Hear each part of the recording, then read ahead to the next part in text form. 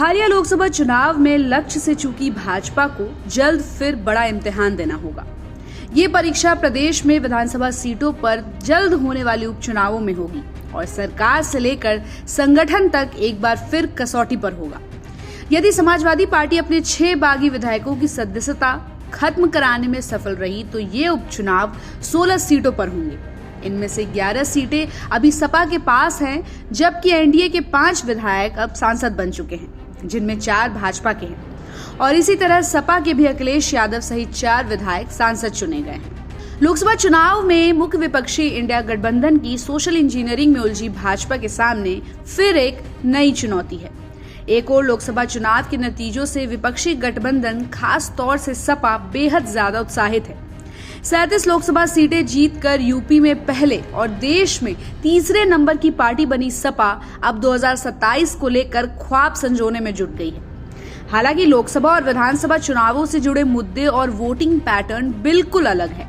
वहीं भाजपा के पास अपनी कमियों को दूर करने के लिए ज्यादा समय भी है, मगर उपचुनाव वाला सेमीफाइनल जल्द होना है और ऐसे में संगठन से लेकर सरकार तक सबको चुनावी हार की निराशा से बाहर निकलकर नए सिरे से बिसात बिछानी होगी।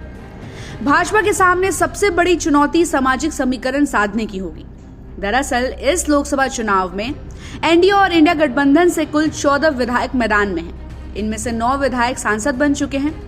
भाजपा और एनडीए से जीतने वालों में अलीगढ़ की खैर सीट से विधायक अनूप प्रधान वाल्मीकि, गाजियाबाद से विधायक अतुल गर्ग, फूलपुर से प्रवीण पटेल और मंझवा के विधायक विनोद बिंद के अलावा रालोद के मीरापुर से विधायक चंदन चौहान अब बिजनौर के सांसद बन गए हैं। वहीं सपा की ओर से करहल के विधायक और सपा मुखिया अखिलेश यादव, मुरादाबाद की कुंदरकी सीट से विधायक जिराउर रहमान बर्क, मिल्कीपुर से विधायक अवधेश प्रसाद और कटहरी से सपा विधायक लालजी वर्मा भी लोकसभा पहुंच गए हैं। वहीं कानपुर के सपा विधायक इरफान सोलंकी को 7 साल की सजा सुनाए जाने के बाद उनकी विधायकी भी खतरे में है। ऐसे में उस सीट पर भी उपचुनाव होंगे।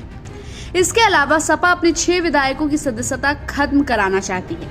इनमें मनोज पांडे, राकेश पांडे, अभय सिंह, राकेश प्रताप सिंह, विनोद चतुर्वेदी, पूजा पाल शामिल है। खास बात तो ये है कि इन विधायकों ने राज्यसभा चुनाव में तो सपा से बगावत कर भाजपा की मदद कर दी, मगर लोकसभा चुनाव में इनमें से कोई काम में ना आ सका। ऐसे में इन विधायकों की सियासत पर फिलहाल असमंजस के बादल हैं।